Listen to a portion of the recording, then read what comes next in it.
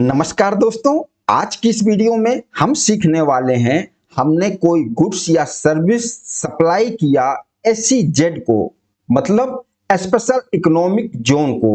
और यह एसईजेड हमारा इंडिया के अंदर ही होता है, लेकिन हमने जो सप्लाई इनको किया वह हमारा एक्सपोर्ट की तरह ट्रीट किया जाता है, जबकि हमारा गुड्स आउटसाइड इंडिया नहीं जाता, एसईजेड को जाता है इंडिया के अंदर ही, लेकिन पूरा ट्रीटमेंट इसका एक्सपोर्ट की तरह होता है।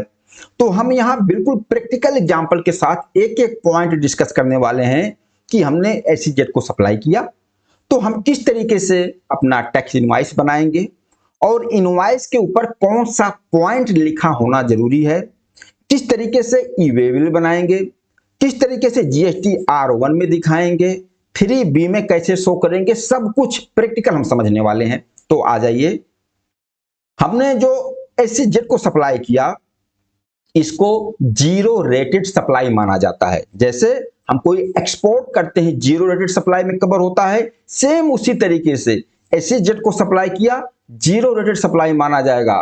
अगर हम एसईजेड डेवलपर्स या एसईजेड यूनिट को सप्लाई करते हैं तो यह जीरो रेटेड सप्लाई होती है under section 16 of IGST. Okay, अब यहां पर ये देखो, भले ही सप्लायर सेम स्टेट में हो, जैसे मान लीजिए मैं सप्लायर हूं, मेरा रजिस्ट्रेशन गुजरात स्टेट में है और मैं जो एसईजेड वाले को सप्लाई कर रहा हूं, एसईजेड भी गुजरात स्टेट में ही है।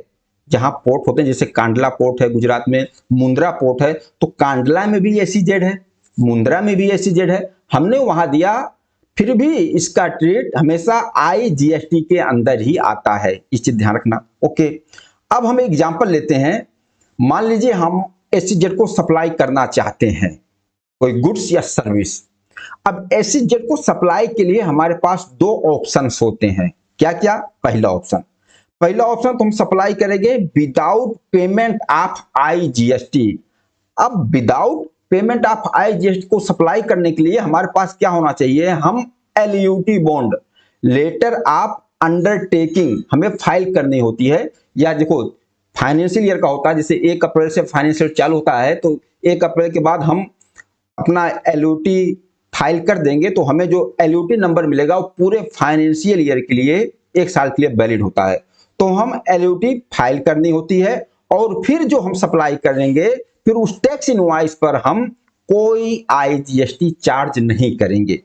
टैक्स इनवॉइस हमारा उसी सीरियल में चलेगा, जो भी हम टैक्स इनवॉइस बना रहे हैं जिसपे जीएसटी चार्ज करते हैं, उसी सीरियल में हमारा टैक्स इनवॉइस चलेगा। कुछ लोगों के दिमाग में ऐसा भी आता कि अगर हम एसईजेड को सप्लाई कर रहे हैं तो क्या हम अपना इनवॉइस का सीरीज चेंज कर दें? बिल्कुल नहीं, उसी सीरीज में आप इनवॉइस बनाइए जो टैक्स इनवॉइस का सीरियल चल रहा है, लेकिन आप उस टैक्स इनवॉइस पर आईजीएसटी नहीं चार्ज करोगे। लेकिन एक चीज, जैसे मान लीजिए मैंने 1 लाख की सप्लाई किया गुड्स, तो 1 लाख और उस 1 लाख की वैल्यू जो है लिख दिया।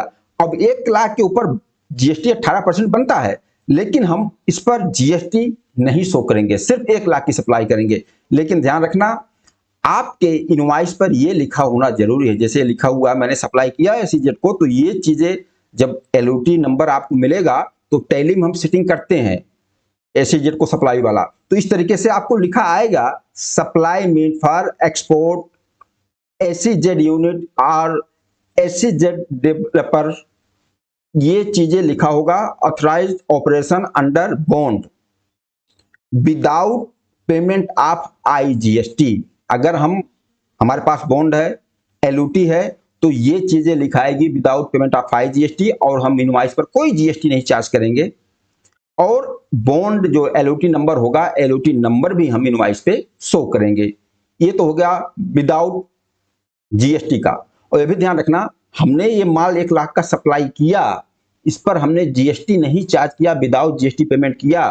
और जब इसको हमने जो परचेज किया है, जो परचेज की हमारी आईटीसी होगी, वह भी आईटीसी हमें मिल जाएगी। जैसे हमें जीएसटी में बताया जाता कि आपने अगर विदाउट जीएसटी टैक्स कलेक्ट नहीं किया तो आपको आईटीसी भी नहीं मिलता, लेकिन इस केस में आपको इनपुट भी मिल जाएगा, क्योंकि इसको एक्सपोर्ट की तरह ट्रीट किया जा रहा है, जीरो रेटेड सप्लाई में कवर किया जा रहा है, और जीरो रेटेड सप्लाई हमारी टैक्सेबल सप्लाई की तरह ही होती है। ओके, ये चीज हो गया, हम विदाउट पेमेंट इनवॉइस बना दिए। और सिंपल सा इसका जो आप ई वे बिल बनाएंगे। देखो ई वे बिल हमारा सप्लाई टाइप में जब आउटवार्ड में बनाते हैं तो सब टाइप में हमें सप्लाई या एक्सपोर्ट दो चीज आ रहा है।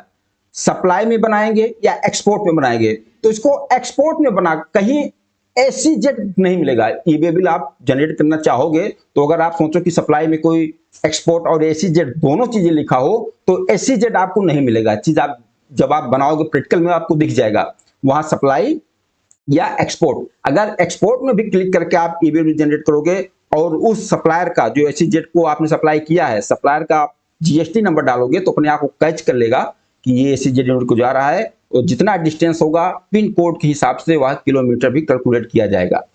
इस तरीके से ई बिल बन जाएगा नॉर्मल जैसे आप सप्लाई करते हो सेम इसी तरीके से। ओके, ये तो हो गया। अब दूसरा ऑप्शन हमको क्या मिलता है, विथ पेमेंट ऑफ आईजीएसटी। इसमें आप अपने इनवॉइस पर आईजीएसटी चार्ज करोगे। क्यों? क्योंकि आपके पास एलयूटी बॉन्ड नहीं है, आपने एलयूटी फाइल नहीं किया। अगर आपके पास एलयूटी नहीं है तो आप मान लीजिए 1 लाख गुड्स की सप्लाई कर रहे हो, जैसे आप टैक्स इनवॉइस बनाते हो नॉर्मल उसी तरीके से 1 लाख वैल्यू दिखाओगे और इसके ऊपर 18% जीएसटी आप इनवॉइस पे चार्ज करोगे। 18,000 टोटल इनवॉइस 1,18,000 की इनवॉइस आपने चार्ज किया। और जैसे आप नॉर्मल सप्लाई करते हो, जैसे ये आप जीएसटी R1 फाइल करोगे तो फिर ये 18,000 की लायबिलिटी आपके ऊपर आएगी। इस 18,000 की लायबिलिटी को आप पेमेंट करेंगे 3B में अपने। अब आपके पास एक चीज यहाँ और ध्यान देना, कई लोगों के दिमाग में डाउट आता है कि अगर हमने एसीजेड को सप्लाई किया है विथ आईजीएसटी जिसको हम आगे चल के रिफंड क्लेम करते हैं, तो क्या जैसे 18,000 की लायबिलिटी है कि 18,000 को हमें कैश से ही पेमेंट करना कंपलसरी है? ऐसा कुछ भी नहीं है। ये आपने जीएसटी R1 में अपना सप्लाई दिखाया, ये 18,000 की लायबिलिटी आपकी जीएसटी R3B में आया, आपके पास आईटीसी है तो आईटीसी से भी इसको एडजस्ट कर सकते हो, कैश की जरूरत नहीं है। अगर आईटीसी नहीं है फिर जिस तरीके से आप नॉर्मली पेमेंट करते हो कैश से आईटीसी से, मतलब आपको ये 18,000 पेमेंट कर देना है। इसके बाद आपको इस 18,000 का रिफंड क्लेम करना है, और जो ये रिफंड हम क्लेम करते हैं या सीधा हमारे बैंक अकाउंट में आता है। ये चीज तो क्लियर हो गई। लेकिन ध्यान देना, जो भी आपने सप्लाई किया या विदाउट पेमेंट या विद पेमेंट, जब एसीजेड को माल जाएगा तो जो वहां एसीजेड ऑफिसर होते हैं वो रिसीविंग करते हैं, आपको रिसीविंग लेना पड़ेगा वहां से। एक्चुअल आपको प्रूफ के लिए आपने विदाउट पेमेंट किया फिर भी और विद पेमेंट किया फिर भी, अगर विदाउट पेमेंट किया फिर भी आपको प्रूफ अपने रिकॉर्ड में रखना होगा, क्योंकि आपने एसीजेड को सप्लाई किया, जीएसटी नहीं चार्ज किया।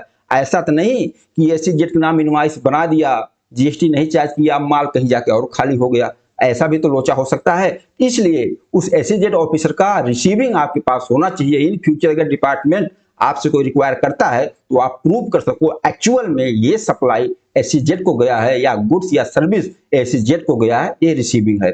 और आप विद पेमेंट किए हो तो भी रिसीविंग की जरूरत पड़ेगी, प्रूफ की जरूरत पड़ेगी, क्योंकि जब आईजीएसटी आप रिफंड क्लेम करोगे वहां भी आपको प्रूफ देना पड़ेगा कि आपने एसीजेड को ही सप्लाई किया है, ये माल एसीजेड में ही गया है जिसका रिफंड आप क्लेम कर रहे हो। ये तो मैटर क्लियर हो गया। अब बात आती है कि जीएसटी R1 में हम कैसे दिखाएंगे, जीएसटी R3B में कैसे दिखाएंगे। कई लोग बोलते हैं कि जीएसटी R1 में इसको एक्सपोर्ट में दिखा दो, एक्सपोर्ट में नहीं जाएगा, ये जाएगा आपके B2B सप्लाई में। हम इसलिए हम लॉगिन कर लेते हैं। देखो मैंने लॉगिन कर दिया अपना डैशबोर्ड ही जीएसटी का, दिखाता हूँ आपको किस तरीके से। अगर एक्सपोर्ट में दिखाओगे तो किस तरीके से, मैं जनवरी मंथ का R1 ओपन कर लेता हूँ। मैंने एसीजेड को सप्लाई किया, R1 प्रिपेयर ऑनलाइन में आ गया, ठीक है। अब देखना यहाँ पर, यहाँ 6A एक्सपोर्ट इनवॉइस, इसमें नहीं जाएगा। ध्यान देना, जो भी आपने एक्सपोर्ट को सप्लाई किया है इसमें नहीं जाएगा। क्यों? जैसे इस पे क्लिक करोगे, अगर यहां आप डाटा एंट्री करना चाहोगे, देखो यहां invoice number, invoice date, port code पूछ रहा है।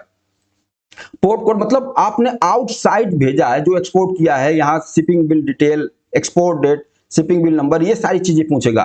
तो यहां पर वो चीजें नहीं जाएगी अगर आपने एसीजेड को सप्लाई किया है। फिर एसीजेड को सप्लाई किया तो आप जो B2B कॉलम है, ये 4A, 4B, 6B, 6C, B2B, ACZ, देखो सीधा लिखा हुआ है, इस वाले कॉलम में जाएगा, यहां पर जाएगा।